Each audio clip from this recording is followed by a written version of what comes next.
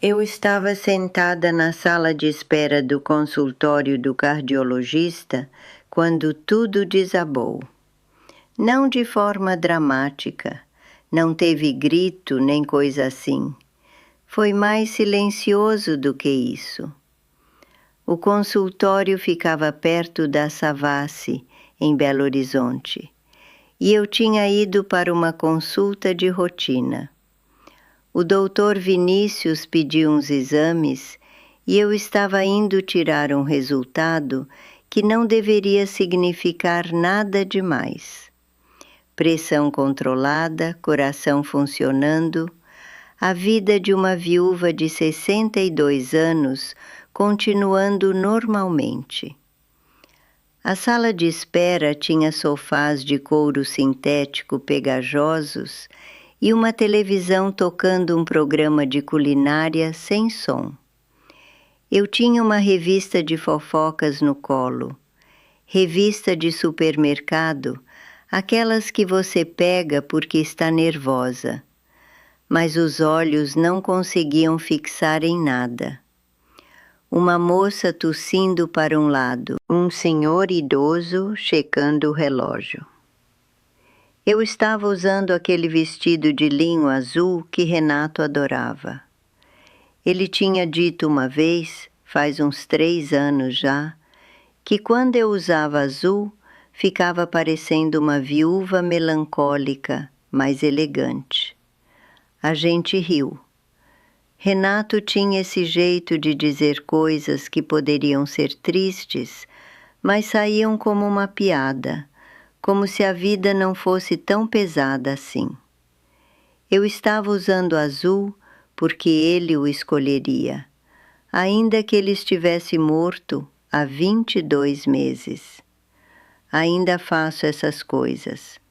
Coloco a roupa que ele gostava.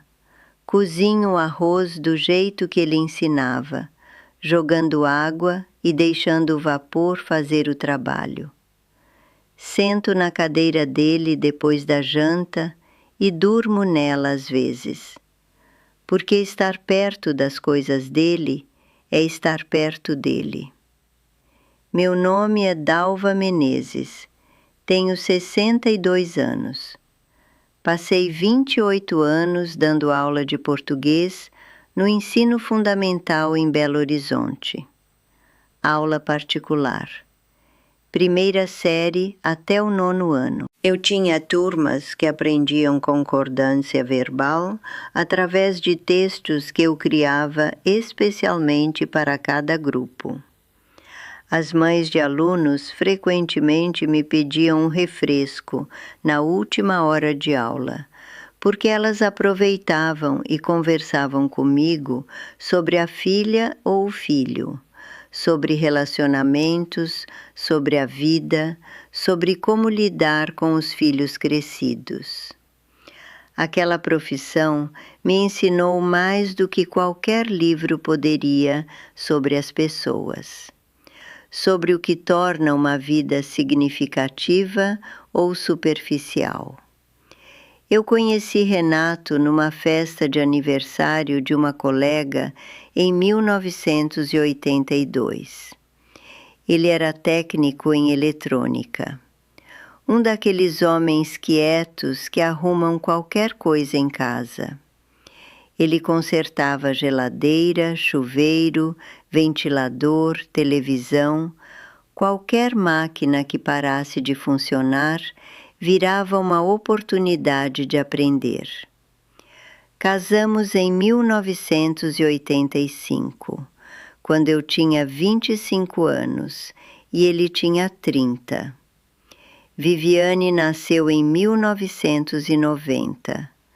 Foi uma gravidez inesperada, mas bem-vinda. Renato passava a noite acordado com ela quando era recém-nascida. Dizia que não era cansativo, que era um privilégio. Durante 35 anos construímos uma vida que não era espetacular, mas era feita de rotina, de cuidado, daquele tipo de amor que se constrói dia a dia e não grita. Renato aposentou aos 58 anos com uma pequena pensão. Eu aposentei aos 60 com uma pensão um pouco maior, porque professor tem direito especial. A gente era confortável, não rico, mas tínhamos tudo o que precisávamos. A casa de Búzios era a exceção naquela vida simples. Renato e eu a encontramos por acaso no verão de 1994. Ele havia sugerido uma viagem improvisada ao litoral carioca. E apesar da minha resistência inicial, ele insistiu com aquele jeitinho persistente dele. Dirigimos para lá numa quinta-feira. Saímos cedo de Belo Horizonte. Passamos uma noite em Juiz de Fora e continuamos pela BR-116. Búzios era diferente naquela época. Menos desenvolvido, menos turístico, mas absurdamente bonito. Tinha aquela qualidade de um lugar que ainda era segredo. A gente estava passeando, caminhando por ruas que não conhecíamos, quando virou em uma rua de paralelepípedo, perto da Praia da Ferradura. Tinha uma casinha ali, pequena, cor-de-rosa pálido, como se o tempo e o sal marinho tivessem começado a desbotar a cor. Com uma varanda que saía direto para o mar e uma vista que parecia tirada de um filme. Não era grande, tinha uns 70 metros quadrados, mas tinha algo que você sente imediatamente, uma energia que te puxa. Renato parou de andar, completamente parado, tipo como as pessoas param quando veem algo que muda tudo. Aquela casa ali, ele disse, apontando com o dedo, e eu lembro do dedo dele, meio torto porque tinha quebrado uma vez em um acidente de trabalho e nunca cicatrizou direitinho. Aquela casa é minha. Ele era assim, sonhador, mas disfarçado de prático. Nós entramos. A porta estava aberta porque a proprietária, Dona Hermina, uma viúva de 80 anos, estava ali mostrando o imóvel. Ela era gentil e contou como havia vivido ali com o marido durante 50 anos, como ele tinha morrido ali mesmo. A casa era pequena, simples, com 2 quartos e uma sala que dava na varanda.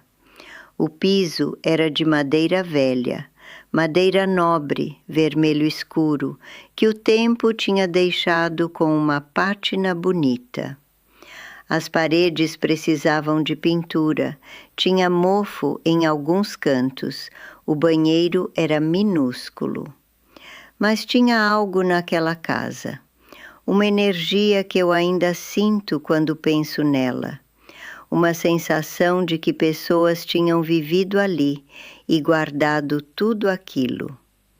Renato e eu nos olhamos. Não falamos nada. Não precisava falar. A gente sabia. 3 dias depois, nós voltamos a Belo Horizonte na segunda-feira e ele esperou até terça. Ele tinha ido ao banco. Falou com o gerente e explicou que queria fazer um financiamento extra sobre o apartamento. O gerente foi cético, mas Renato explicou que tinha um bem que queria comprar, que tinha que ser rápido porque alguém mais podia estar interessado. O gerente fez as contas. A gente conseguiu os R$38 mil. Era a quantia naquela época, 1994. Compramos a casa. Aquela casinha cor-de-rosa que custou R$ 38 mil em 1994 viraria a coisa mais valiosa que nós podíamos ter. Não em dinheiro, mas em significado. Significado é algo que aprecia com o tempo quando você coloca amor dentro de um lugar. Durante os próximos 28 anos, aquela casa virou o centro da vida da minha família.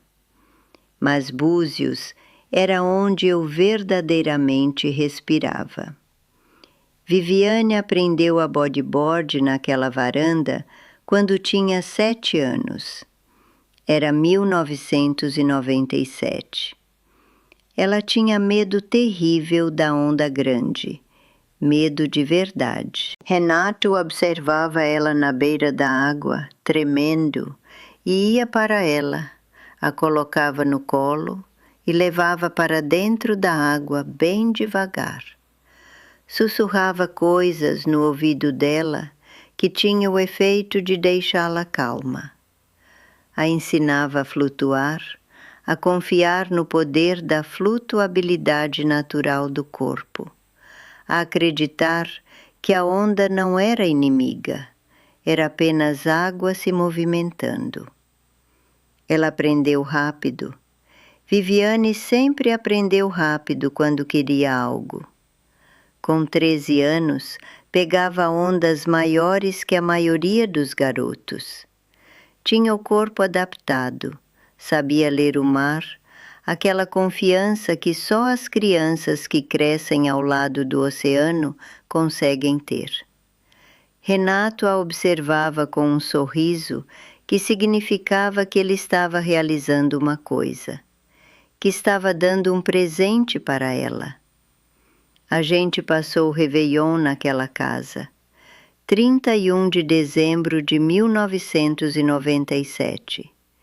Era uma noite morna de verão carioca, aquele tipo de noite onde você consegue sentir o oceano mesmo sem estar tão perto dele. Renato tinha convidado a minha mãe, Dona Iracema, a mãe dele, irmãos, primos. Deve ter tido umas 20 pessoas ali dentro daquela casa pequena. A gente fez uma faxina completa na semana anterior. Comprou móveis simples. A gente comeu na varanda sob a luz de lanternas, porque na época a casa não tinha iluminação externa muito boa. Camarão, arroz com brócolis, salgados que a minha mãe tinha trazido. Bebemos champanhe barato, aquele espumante brasileiro que funcionava para celebrar. À noite, bem depois que a maioria tinha saído, você conseguia ouvir os fogos de artifício de Búzios da forma distante, como um sussurro que vinha do mar. Renato colocou os braços ao redor de mim. Eu estava com um vestido branco que ele tinha pedido para eu comprar e disse que queria morrer naquele lugar, que não existia lugar melhor, que a vida dele fazia sentido se tivesse aquela casa. Eu disse para ele parar de falar coisas assim.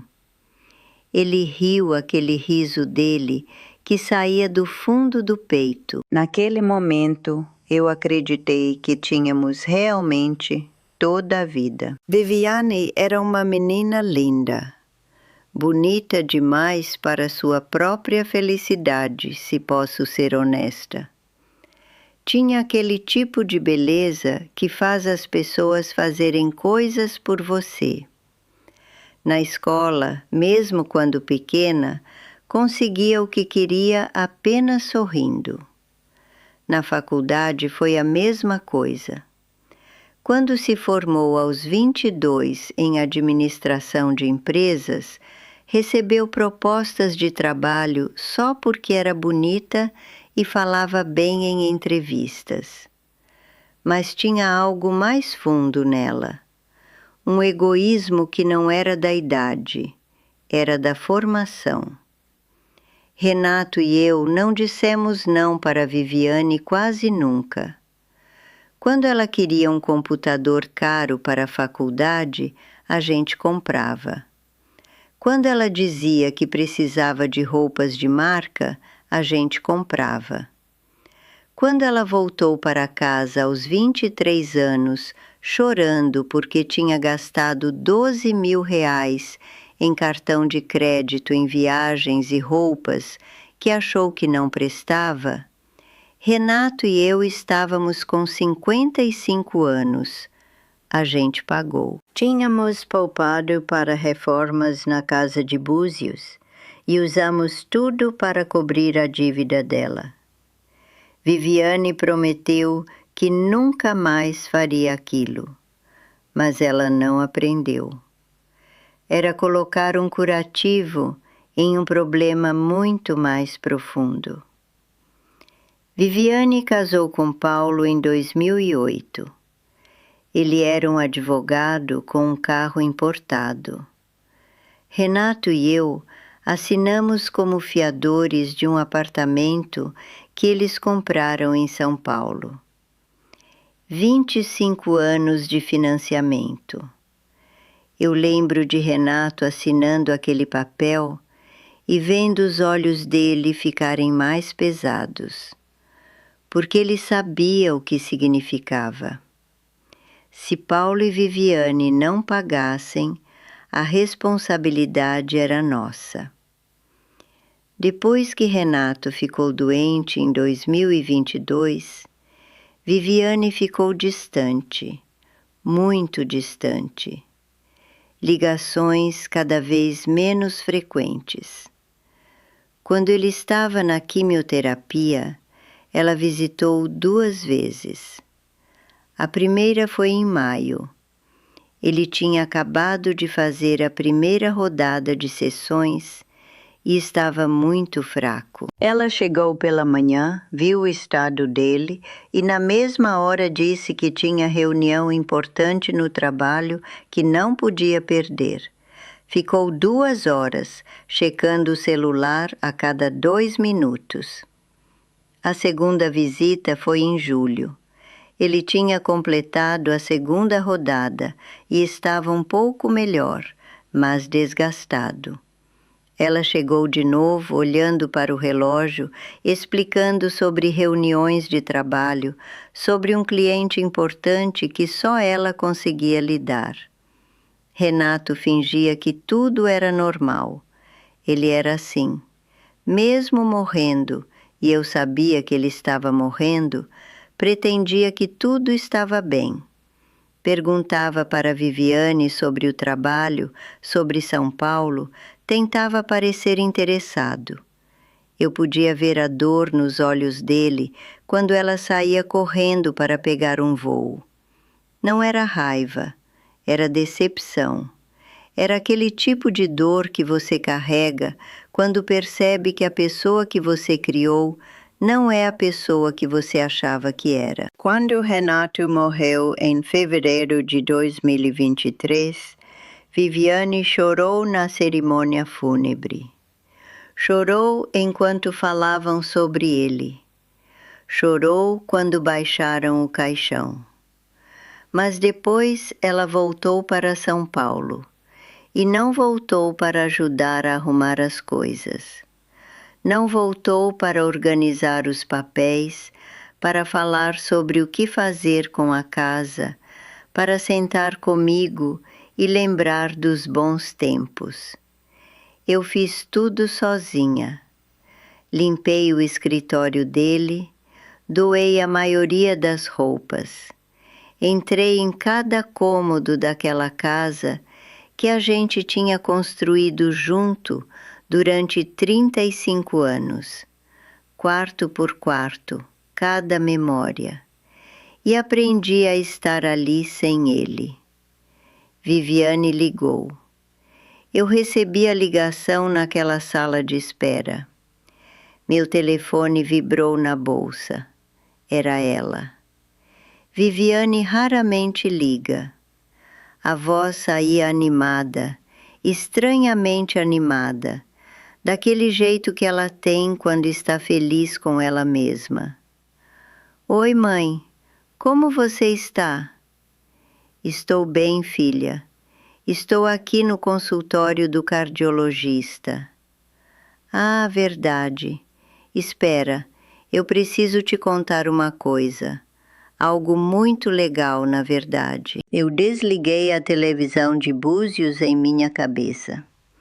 Tive que voltar a atenção para o presente, porque tinha algo na voz dela. Algo que eu não tinha ouvido em muito tempo. Uma energia que eu não reconhecia. Viviane, o que foi? Então eu estava fazendo uns planejamentos financeiros, sabe, com um consultor. E a gente estava analisando tudo e tal, e eu percebi que a casa de Búzios está aí, parada, não gerando nenhum retorno para você. Você não usa ela. Ela custa dinheiro em IPTU, manutenção, seguro, essas coisas todas. E sabe, a gente podia fazer alguma coisa com isso. Meu coração ficou estranho, de forma que o doutor Vinícius não se preocupava. Viviane, o que você está falando? Então eu entrei em contato com uma construtora, o Grupo Pedra Branca, muito respeitável, tal, que faz desenvolvimento imobiliário aqui no Rio. E a gente conseguiu uma proposta. E olha, mãe, a gente conseguiu vender a casa. R$ 1.800.000. Você não acredita? 30% é seu. Dá uns R$ 540.000. Isso é uma grana boa para você se aposentar melhor, para reformar o apartamento, para viajar. Sempre quiseste conhecer Portugal, não é? Eu não respirava. Meu coração começou a bater de forma estranha. Aquele tipo de batida que não é normal, que o doutor Vinícius pediu para eu prestar atenção. Viviane, espera. Você vendeu? A casa? Como assim você vendeu? A gente vendeu. A escritura foi assinada segunda-feira passada. O pessoal do grupo Pedra Branca é super profissional. A grana vai cair na sua conta em mais 1 ou 2 semanas, depois que a documentação ficar pronta. Vai ter que assinar umas coisas lá, algumas formalizações, mas é isso, é tudo. Mãe, isso é bom, acredita. Eu consegui um negócio muito melhor do que você jamais conseguiria fazer sozinha. Ela respirou. Depois perguntou como era a consulta. Como se aquilo importasse. Não consegui dizer nada. Disse que tinha que desligar. Ela saiu com um tchau que soou falso e uma promessa de ligar de Lisboa. Desliguei o telefone. Sentada ali na sala de espera, com a revista no colo, aquela mulher na televisão passando manteiga, eu senti aquela coisa. Aquela coisa quando o chão desaparece. Não é tristeza, é confusão. Um vazio que bate em você e você não consegue respirar normalmente. A moça ao lado tossiu. O senhor de terno checou seu relógio de novo. A recepcionista chamou um nome. A consulta com o doutor Vinícius é um borrão. Tudo bem, coração bem, volte daqui a 1 ano. Eu saí do consultório e dirigi para casa no automático. As ruas ficaram borradas. Não sei se era porque eu estava chorando ou se era porque meu cérebro não conseguia processar que a casa de Búzios, a casinha cor-de-rosa que a gente tinha comprado por R$ 38.000 em 1994, que valia R$ 1.800.000, não era mais minha. Lorena, minha melhor amiga de 40 anos, estava varrendo o corredor. Ela viu meu rosto e deixou a vassoura imediatamente. Dalva, o que foi? O coração? Não, eu disse. Pior. Ela me levou para dentro do meu apartamento. Fiz café com as mãos tremendo. Contei para ela o que tinha acontecido. Lorena tem aquele tipo de raiva que você só consegue de uma boa amiga. Aquela raiva que é amor também, porque vem de quem realmente se importa. Ela ficou vermelha. Ela pediu para ouvir a ligação no telefone. Eu a reproduzi. E Lorena falou muita coisa forte sobre Viviane, que não vou repetir aqui porque não é educado. Ela não pode fazer isso, Lorena disse com certeza. Mas ela fez, eu respondi. Procuramos a casa na internet naquela noite. Lorena escrevia o nome da construtora no Google, tentava achar notícias, anúncios, qualquer coisa. Nenhum anúncio sobre a propriedade. Nada sobre venda para o grupo Pedra Branca. Nada que confirmasse aquela história. Procuramos até às 11 da noite. Lorena saiu em silêncio. Aquele tipo de silêncio onde você sabe que a outra pessoa está furiosa e impotente. Fui para a cama, mas não dormi. Fiquei olhando para o teto, ouvindo barulhos que não existiam. Naquele momento, me sentia completamente morta por dentro. Aquela sensação de estar sendo roubada, de estar sendo traída pela minha própria filha, não se resolve com sono. Fiquei acordada até às 6, quando o céu começou a ficar cinzento. Na manhã seguinte, um sábado, eu entrei no escritório de Renato. Eu tinha evitado aquele lugar por meses depois que ele morreu. Tinha sido seu home office nos últimos anos, quando ele começou a receber trabalhos como autônomo. Aquele cômodo ainda cheira como ele. Cheira a óleo de máquina que usava para limpar equipamentos, a sabonete azul que comprava em farmácia, a jornal antigo e café. Cheira a tudo que é Renato. A mesa dele estava como ele a deixou.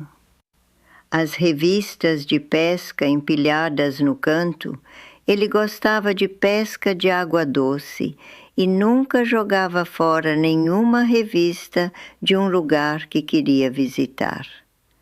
As prateleiras com livros técnicos, manuais de eletrônica, a cadeira de couro dele com os braços desgastados. Na mesa, uma caneca velha branca com desenho de peixe que eu tinha comprado para ele depois de uma viagem à Angra dos Reis, quando ele disse que gostaria de uma recordação visual naquele escritório. Na gaveta principal da escrivaninha, a mais visível, coberta por uma cápsula de vidro antiga que protegia a chave como se fosse uma joia, tinha uma chave pequena, prateada, antiga e muito trabalhada. Nunca tinha visto aquela chave antes, mas aquela chave estava ali, clara como o dia, protegida como se fosse a coisa mais importante do mundo. porque era.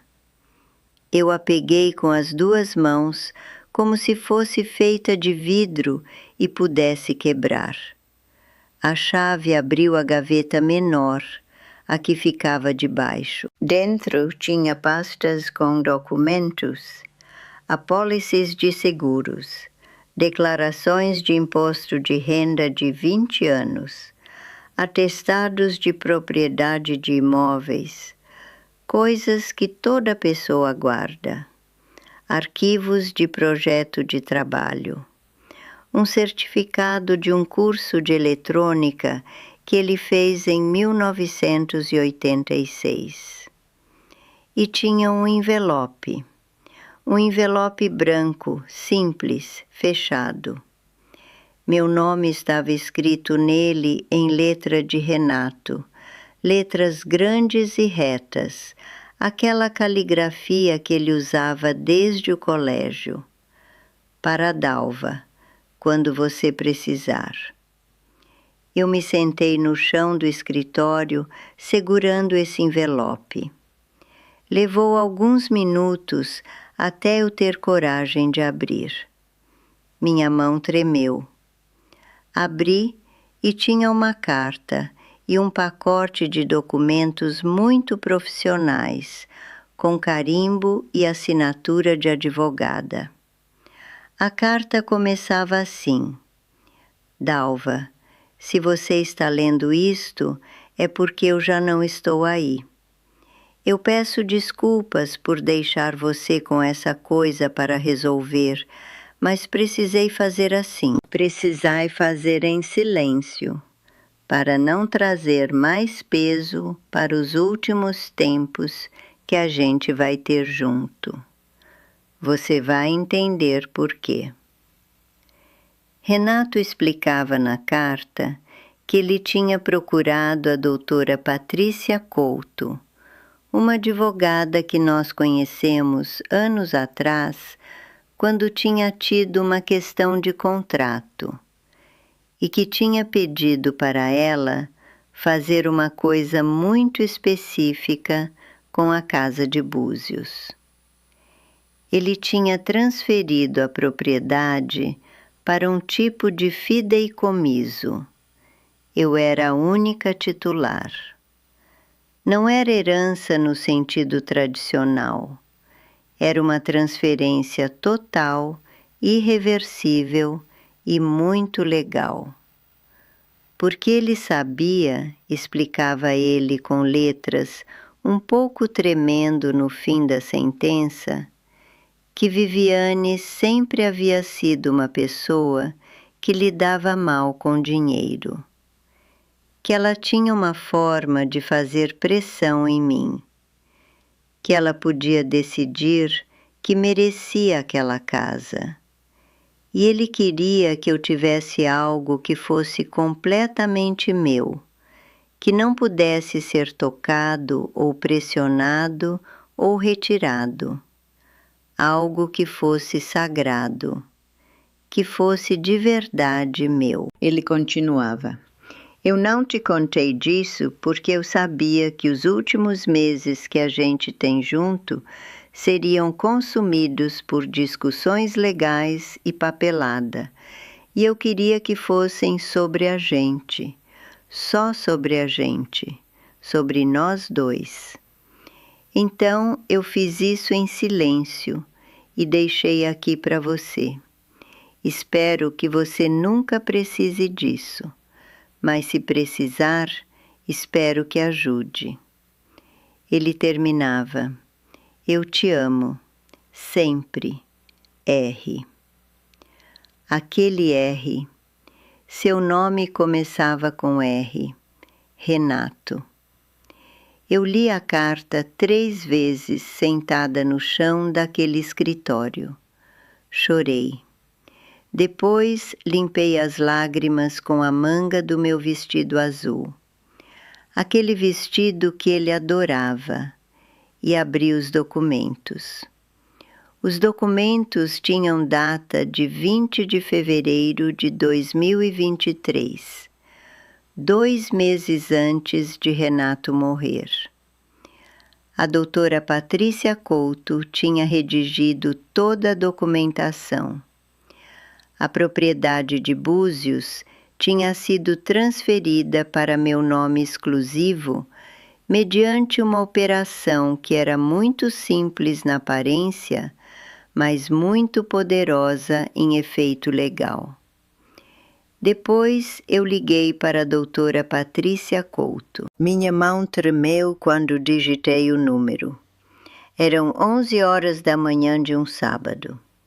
Eu não tinha certeza se ela estava trabalhando, mas Patrícia sempre trabalhou aos sábados. Ela atendeu no escritório dela, uma sala em um prédio perto da Avenida Getúlio Vargas.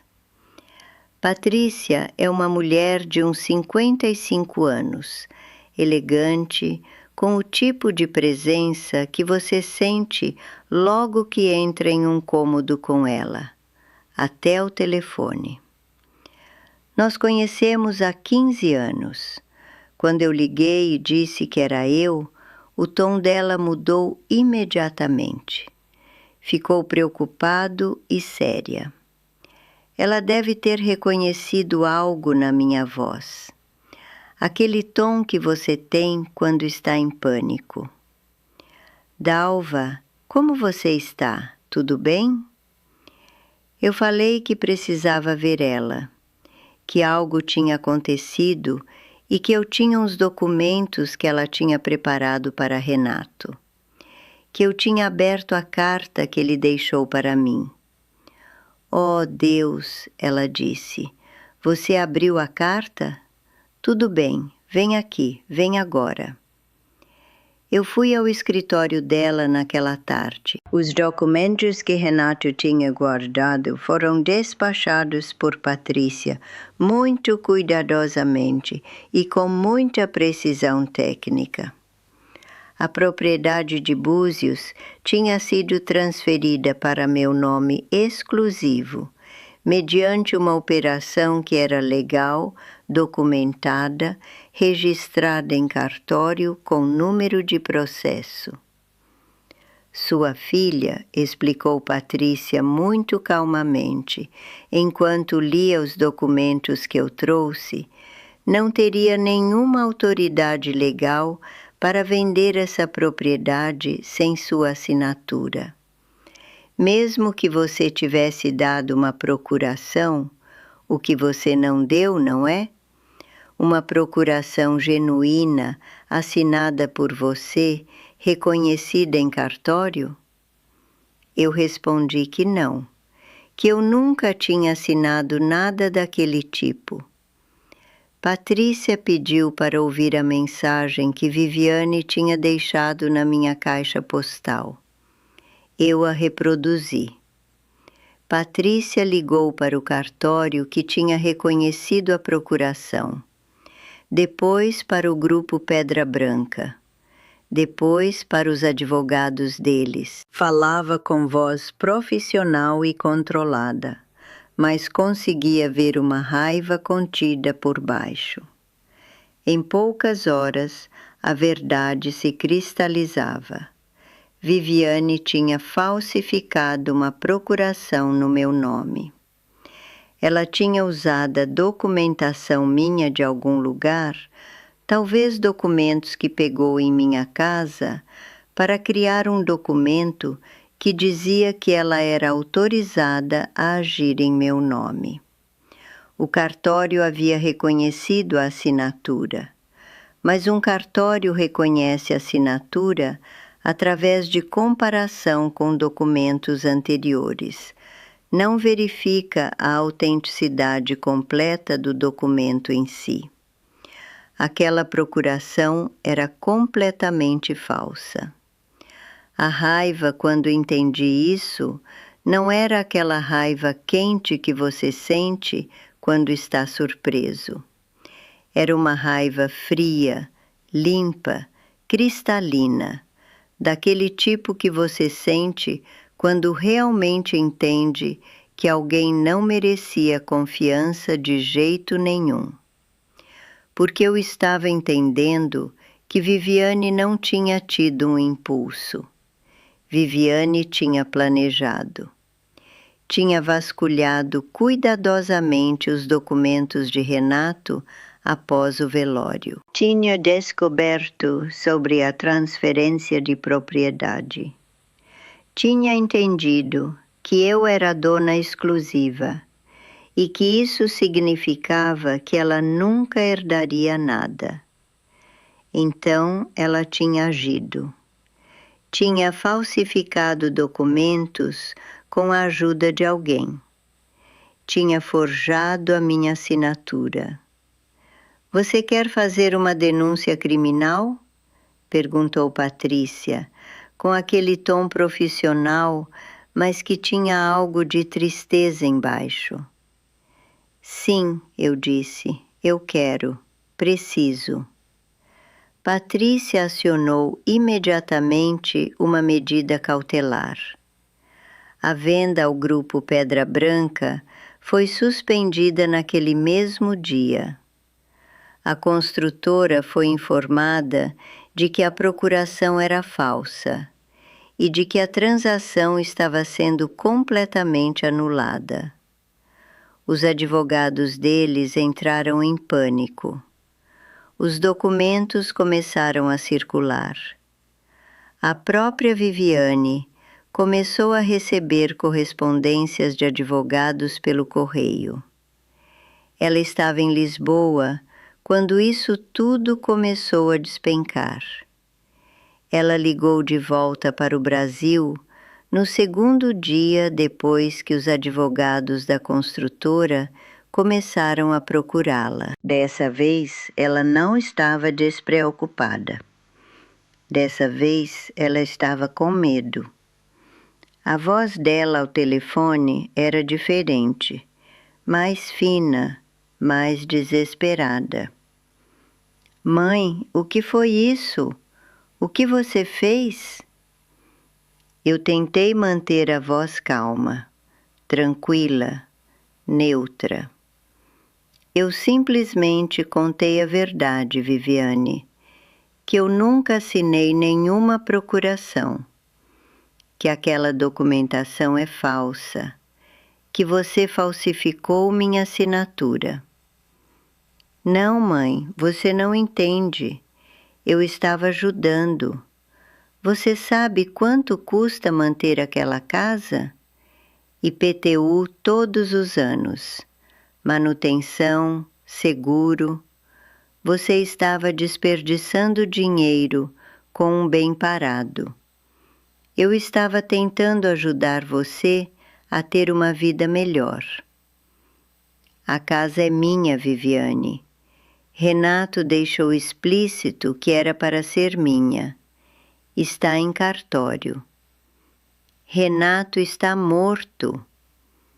A voz dela saiu afiada, cruel, como se morte significasse que suas instruções não contavam mais.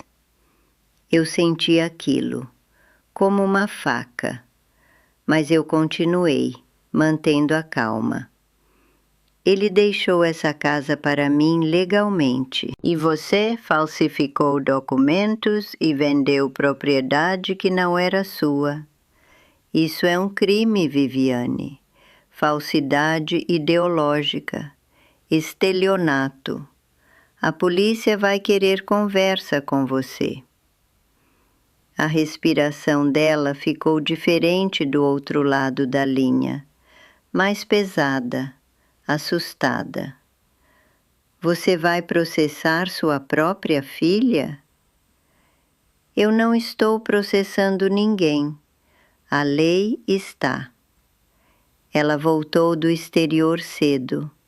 Pegou um voo de Lisboa para Guarulhos em 48 horas. Chegou na porta de casa, minha casa em Belo Horizonte, numa segunda-feira de manhã. Ela não era a mesma Viviane que tinha saído para Lisboa uma semana antes. Não era a mulher perfeita com roupas impecáveis. Essa Viviane que apareceu era um fantasma. Tinha olheiras profundas Estava magra, roupa amassada. Ela tocou a campainha e quando eu abri a porta, ela teve que segurar a parede para não cair. Mãe, por favor, ela disse. A gente precisa conversar. Nós nos sentamos uma de frente para a outra, na mesma mesa da cozinha, onde tantas coisas foram conversadas durante tantos anos. Ao lado da janela, por onde a gente conseguia ver uma pequena parte do céu de Belo Horizonte. Lorena tinha deixado um bolo de chocolate que ela tinha feito naquela manhã. Viviane me contou tudo. Como ela tinha vasculhado cuidadosamente os papéis de Renato depois do velório. Como ela tinha encontrado a correspondência de Patrícia mencionando a transferência irrevogável. Como ela tinha lidado com a notícia de que não ia herdar nada. Como ela tinha decidido não esperar, agir antes. Como isso tinha sido calculado.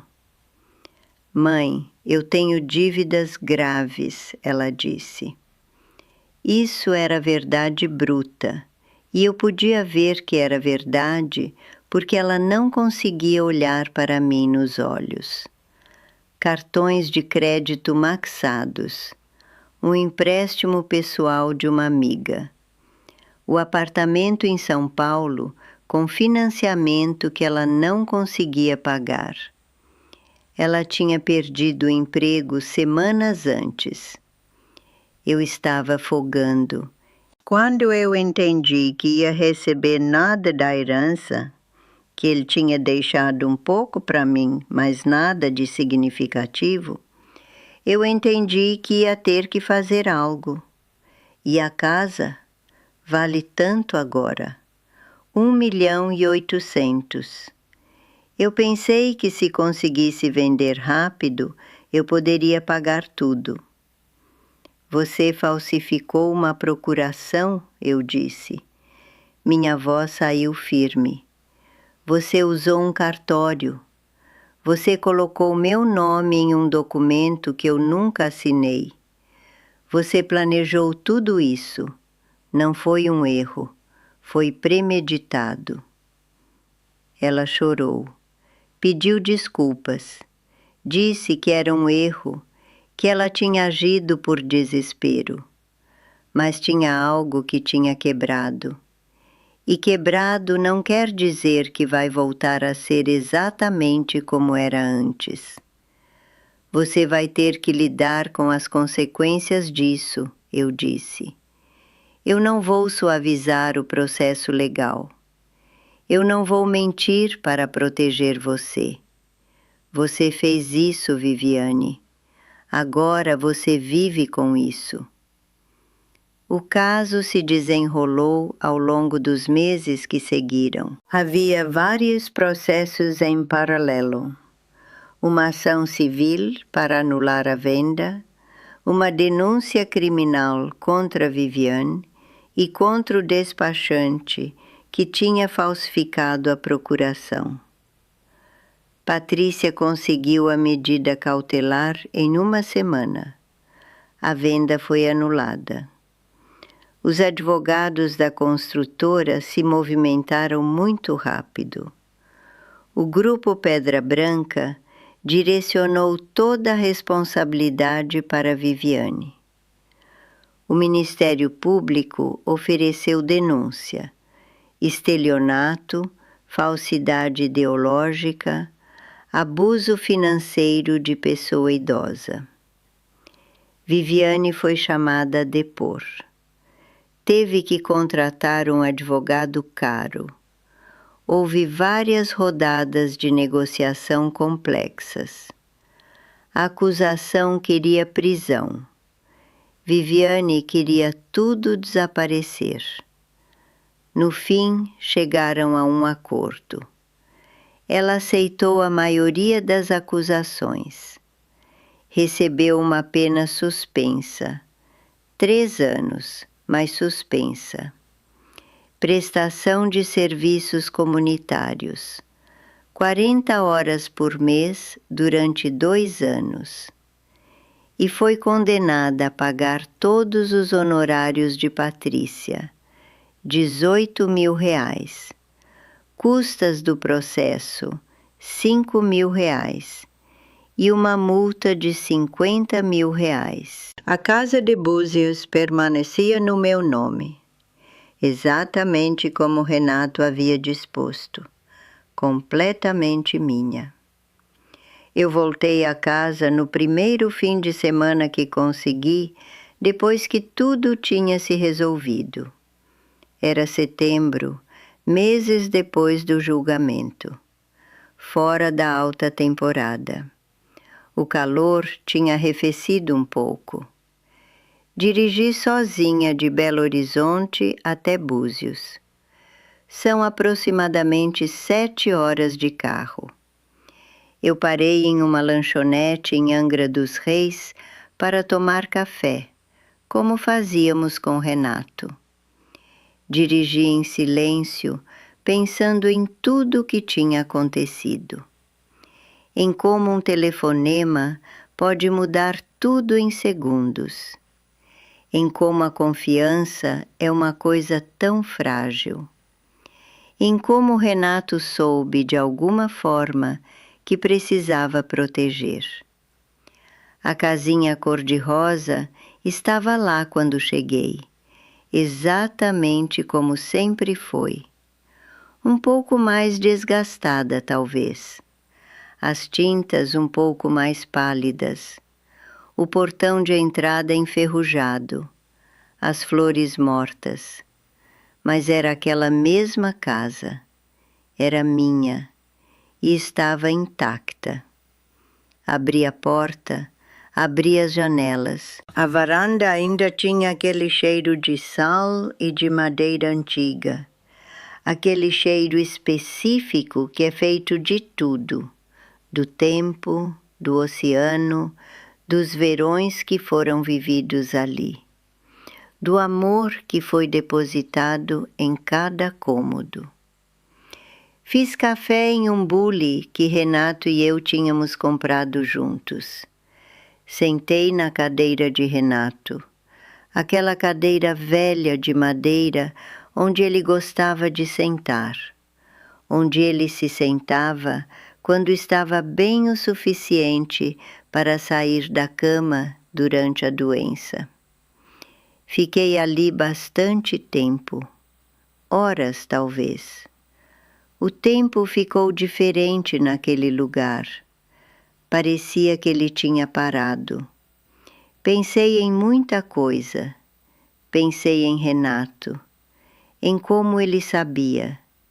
De algum jeito, ele conhecia o risco com Viviane. Ele entendia que ela podia tentar algo. E em vez de contar para mim e sobrecarregar meus ombros já pesados com a doença dele, em vez de criar drama e burocracia que me roubaria os últimos meses, ele simplesmente protegeu. Fez isso em silêncio. Deixou uma carta. E depois morreu, sabendo que tinha feito sua parte. Pensei em Viviane, em como o charme e a beleza dela não eram suficientes para consolar o vazio de irresponsabilidade. Em como ela tinha crescido em uma família que sempre suavizava as consequências. Em tudo que Renato e eu tínhamos feito por ela, e como nada daquilo importou no final. Eu estava naquele lugar difícil, onde você ama alguém, mas ao mesmo tempo reconhece que essa pessoa é capaz de coisas que você não consegue reconciliar com o amor. Há coisas que, uma vez quebradas, não se consertam completamente. Confiança precisa ser reconstruída do zero, ano após ano. Mas eu não fiquei pensando nisso muito tempo, porque tinha café e tinha vista para o mar de Búzios, e tinha uma casa que era completa e irrevogavelmente minha. Uma casa que ninguém podia tirar. Uma casa que estava registrada em meu nome em cartório, protegida legalmente, marcada como minha por um homem que morreu pensando em como cuidar de mim. Na vastidão dos últimos 2 anos, a morte de Renato, a traição de Viviane, a luta legal, a dor, algo se aliviou. Não a dor. A dor não se alivia. Ela só muda de forma. Mas aquela sensação de estar sozinha e vulnerável, aquela sensação de que tudo poderia ser tirado de mim em um telefonema, aquilo se foi. Porque Renato estava naquela casa, no jeito que o assoalho da varanda range, na vista que ele amou tanto que colocou meu nome na documentação antes de morrer, protegendo-me de forma que eu sequer sabia que precisava de proteção. Na casa que deixou especificamente para mim. Na carta que dizia: espero que você nunca precise disso, mas se precisar, espero que ajude. E nas palavras finais dele: eu te amo, sempre. Eu precisei. Ele ajudou. Isso é suficiente. Isso sempre vai ser suficiente. A vida continua. Vou fazer 63 anos em poucos meses. Lorena ainda mora no apartamento em frente e a gente toma café juntas toda quinta-feira. Viviane continua em São Paulo. Não temos relacionamento como antes. Há coisas que você não consegue desafazer. A confiança que, uma vez perdida, fica perdida para sempre. Ela envia mensagens ocasionais, mensagens que eu respondo brevemente. Não há raiva, mas também não há aquela leveza de antes. Há uma distância que é respeitosa, mas fria. Essa é a minha história. A história de uma filha que tentou vender a casa de sua mãe. A história de um marido que morreu sabendo que precisava proteger. A história de um homem quieto que fez a coisa certa em silêncio. A história de como a casa que custou R$38 mil em 1994 se tornou a coisa mais valiosa que eu poderia ter. Não pelos números, mas porque ela é minha de verdade, porque ela é sagrada, porque ninguém conseguiu tirar.